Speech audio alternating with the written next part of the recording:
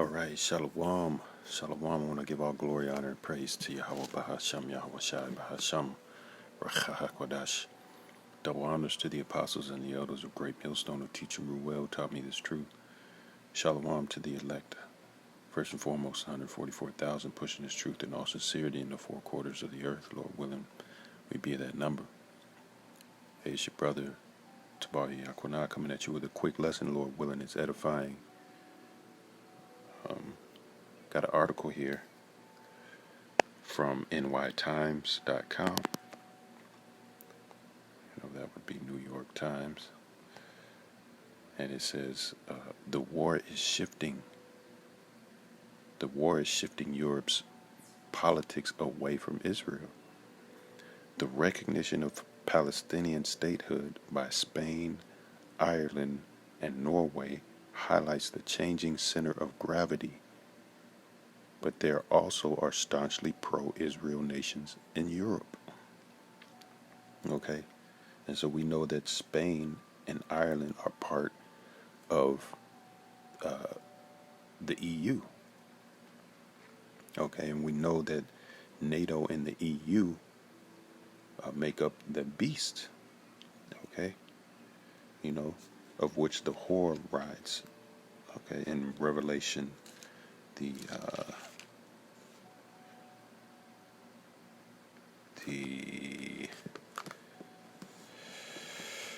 17th chapter in the 3rd verse. All right, real quick.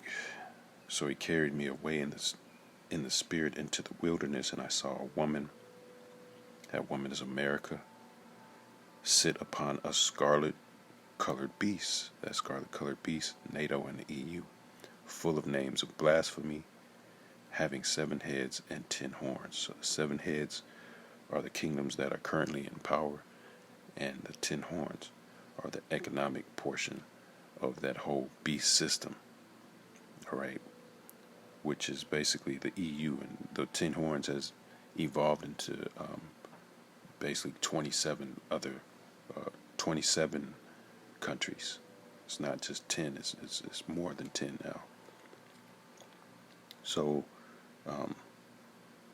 but we see it says here, changing center of gravity. Another word for changing is or a synonymous word, I should say, is like dividing. When you change, there's one thing that when something within a group changes, it's taking a different stance. So that group is essentially, it's divided. Okay, and as scriptures say in Mark, as Yahushua said, let's get it real quick.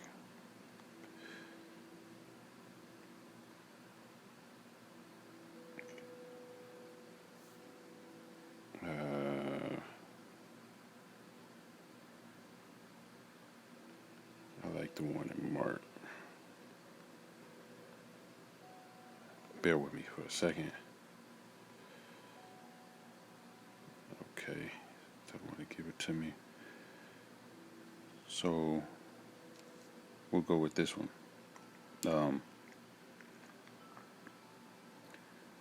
In Luke 11 and verse 17, but he, knowing their thoughts, and this is Yahushua speaking on these scribes, trying to figure out how he casting out devils, and they thinking that he's casting out devils through Beelzebub, through Satan. But it says Luke 11:17. But he knowing their thoughts said unto them, every kingdom divided against itself is brought to desolation, and a house divided against a house falleth. If Satan also be divided against itself, how shall his kingdom stand? Because ye say that I cast out devils through Beelzebub. So that's the point. Esau Edom, spiritual demon the spiritual counterpart, the physical counterpart to the spiritual demon Satan, the one whom Yahweh gave power over the world at this time. The wicked are in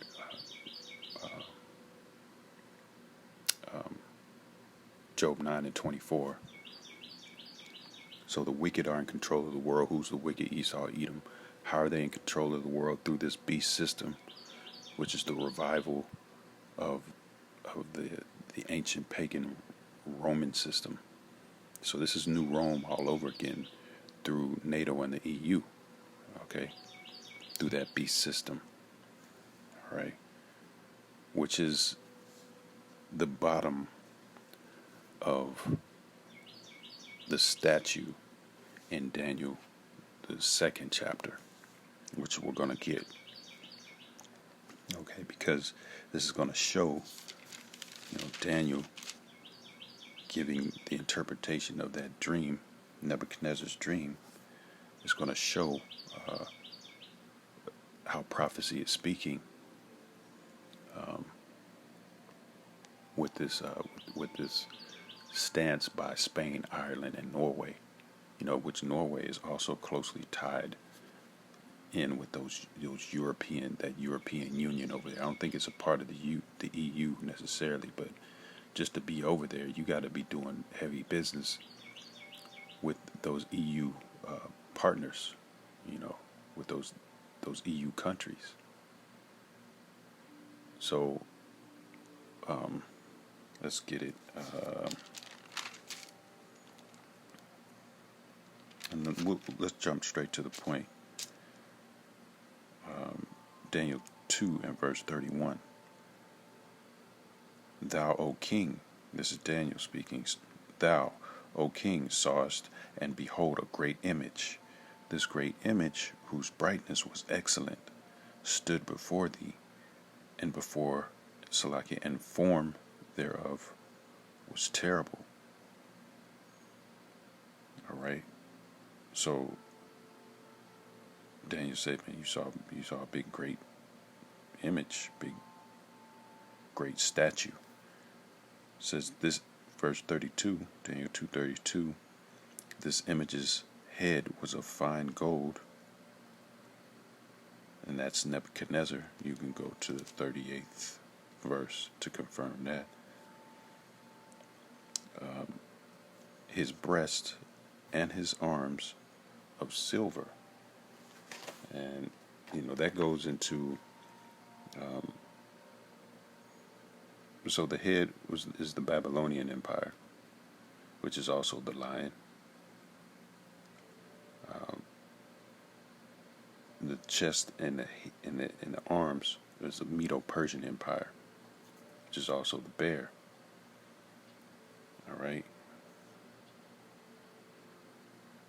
It says his belly and his thighs of brass. That's the Grecian Empire, which is referred to as the leopard. Okay. Bear with me.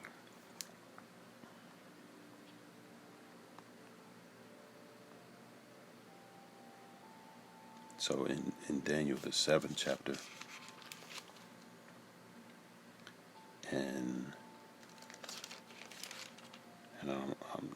I'm not trying to deviate too hard, but Daniel the 7th chapter and the 3rd verse, and 4 great beasts came up from the sea of the people.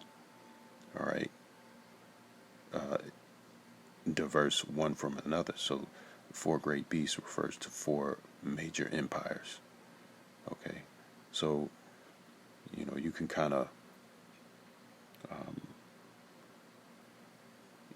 of overlay those 4 great beasts with this statue that Daniel was breaking down for King Nebuchadnezzar.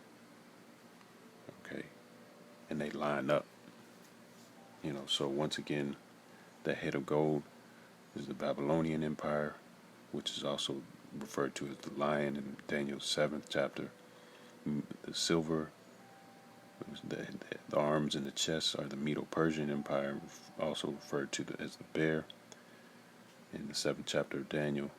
The brass, the Grecian Empire, also referred to as leopard, Daniel 7, and the Roman Empire is the dragon. Okay, which is the Roman Empire, or the legs of iron. In the 33rd verse, Daniel 2 and 33, we'll read it. His legs of iron, which is the Roman Empire. This is the ancient pagan Roman Empire. His feet, part of iron and part of clay. So after the Roman Empire, or the dragon, the feet come into play. And the feet are pretty much a part of the legs as well. It's the revival of the Roman Empire. Okay. The deadly wound that was healed. Okay. Let's see if we can get it real quick.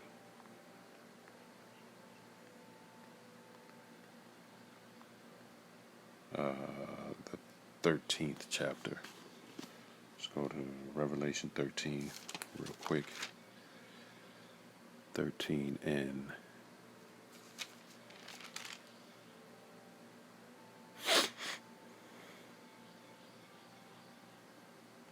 we'll go to verse 3. And there appeared another wonder in heaven, and behold, a great red dragon,